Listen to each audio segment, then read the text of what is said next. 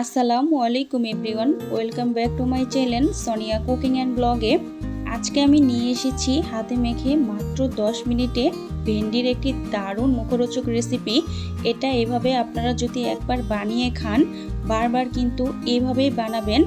আর এটা এতটা টেস্টি হয় যে ভেন্ডি যে খেতে পছন্দ করেন না সেও কিন্তু একদম চেটেপুটে খাবে। আর বানানোর পদ্ধতি একদমই সহজ ও সাধারণ, ঘরোয়া মানে সব কিছু আপনারা হাতের কাছেই পেয়ে যাবেন। তো চলুন দেরি না করে আমি মূল রেসিপিতে চলে যাচ্ছি। তো প্রথমে এখানে আমি 500 গ্রামের মতো ঢ্যাঁড়স নিয়ে নিয়েছি। ঢ্যাঁড়সগুলো আমি ভালো করে পরিষ্কার করে একটা কিচেন টিস্যু পেপার দিয়ে ভালো করে মুছে নিয়েছি, যেন ঢ্যাঁড়সের গায়ে কোনো রকমের পানি। আমি ঢ্যাঁড়সের দুই পাশে যে বোটার অংশ আছে ওটা ফেলে দিচ্ছি, আর মাঝখান থেকে আমি 2 টুকরো করে নিচ্ছি। তো আপনারা 2-3 টুকরা করে নিতেই পারেন। তো আমি এইভাবে সম্পূর্ণ ঢ্যাঁড়সগুলোই কেটে নিব। আর বন্ধুরা, আপনারা আগেই কিন্তু ঢ্যাঁড়সগুলো ভালো করে ধুয়ে একটা টাওয়াল বা টিস্যু দিয়ে ভালো করে মুছে নেবেন। তো এখানে আমি একদম কচি টাটকা ঢ্যাঁড়স নিয়ে নিয়েছি। আর বাজারে কিন্তু এখন অনেক কচি ঢ্যাঁড়স পাওয়া যায়। তো আপনারাও কিন্তু এই রেসিপিটি বাসায় ট্রাই করতে পারেন, দেখবেন খুবই ভালো লাগবে। তো আমি এইভাবে সব ঢ্যাঁড়সগুলোই কেটে নিয়েছি। তো আপনাদের আমি একটা হাতে নিয়ে দেখাচ্ছি, দেখুন। তো এখন আমি সম্পূর্ণ ঢ্যাঁড়সগুলো একটা প্লেটে তুলে নিব।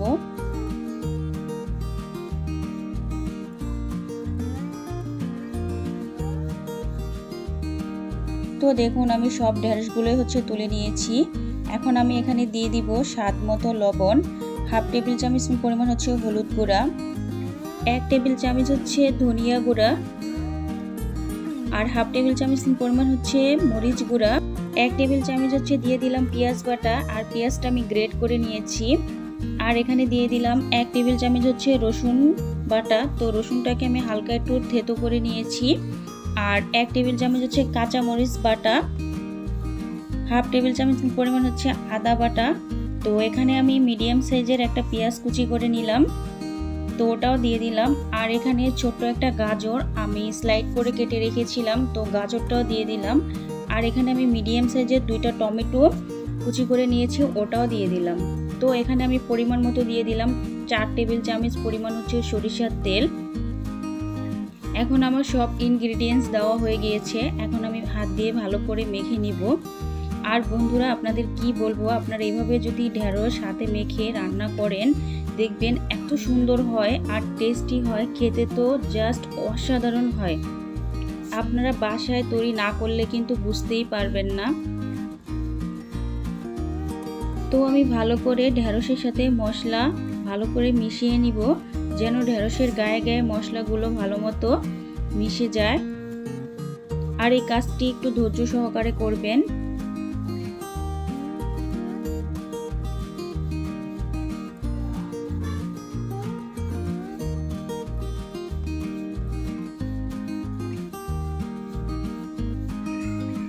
তো দেখুন আমি সব ঢ্যাঁড়সগুলোই কিন্তু মেখে নিয়েছি।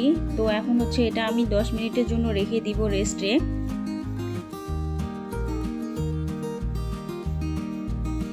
তো এখন আমি এটা রান্না করার জন্য চলে যাব, তাই চুলায় একটা কড়াই বসিয়ে দিয়েছি।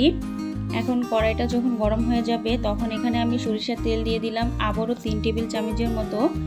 আর এখানে ফোড়নের জন্য 2টা শুকনো মরিচ দিয়ে দিলাম, আর 1/2 টেবিল চামচ পরিমাণ কালো জিরা। তো এটা যখন হালকা একটু ভাজা হয়ে যাবে তো 1 টেবিল চামচ জিরা দিয়ে দিলাম। এটা রান্নার সাদা জিরা। তো এখন ফোড়নগুলো আমি ভালো করে ভেজে নিব। তো যে ঢ্যাঁড়সটা আমি ম্যারিনেট করে রেখেছিলাম, তো ঢ্যাঁড়সটা এখন আমি দিয়ে দিব।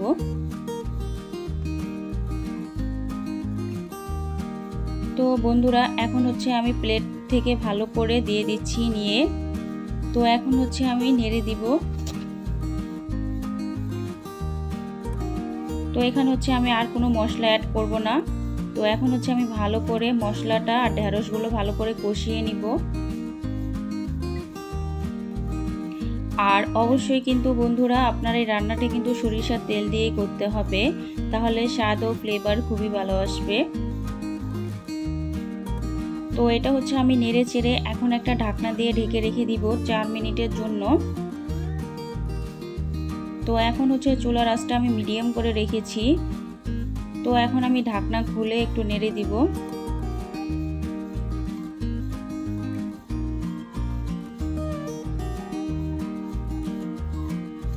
তো আমি এখানে কোনো রকমের পানি বা কোনো কিছু অ্যাড করব না।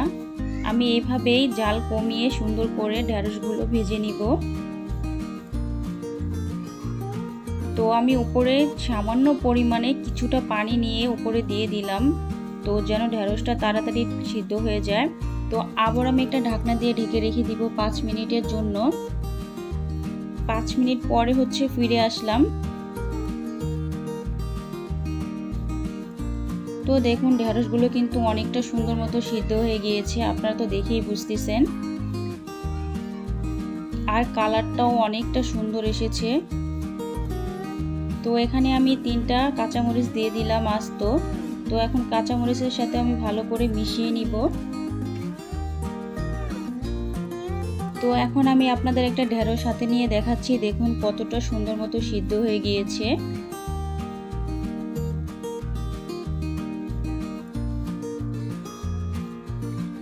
তো এখন হচ্ছে আমি আবার একটু নেড়ে দিচ্ছি। আর দেখুন একটা ঢেঁড়সও কিন্তু গলেও যায়নি বা ভেঙেও যায়নি, সবগুলো ঢেঁড়সই কিন্তু আস্তে আস্তে রয়েছে। তো এখানে আমি সবজিতে স্বাদ বাড়ানোর জন্য 1/2 টেবিল চামচ পরিমাণ হচ্ছে চিনি দিয়ে দিলাম। আর এখানে 1/2 টেবিল চামচ পরিমাণ হচ্ছে গরম মশলার গুঁড়ো দিয়ে দিলাম। আর দিয়ে দিলাম ধনেপাতা কুচি। তো আপনাদের হাতের কাছে যদি ধনেপাতাটা না থাকে তো আপনারা এখানে আমচুর পাউডারও দিতে পারেন, আর না হলে গন্ধরাজ লেবুর রসও দিয়ে দিতে পারেন। তো এখন আমি সব কিছু ভালো করে মিশিয়ে নিব। তো মিশিয়ে আবার ঢাকনা দিয়ে আমি ঢেকে রেখে দিব 2 থেকে 3 মিনিটের জন্য, যেন ধনেপাতার ঘ্রাণটা সারা তরকারিতে ছড়িয়ে যায়। তো দেখুন আমি 2 মিনিট পরে ফিরে আসলাম। তো অনেকটা সুন্দর মতো ধনেপাতাগুলো সিদ্ধ হয়ে গিয়েছে। আমি আবার একটু নেড়ে দিচ্ছি আর আপনাদের দেখাচ্ছি, দেখুন কতটা সুন্দর হয়েছে। তো এটা হচ্ছে আমি এখন নামিয়ে পরিবেশন করে নিব। এবার এটা গরম গরম ভাতের সাথে পরিবেশন করুন, খেতে কিন্তু অসাধারণ লাগবে।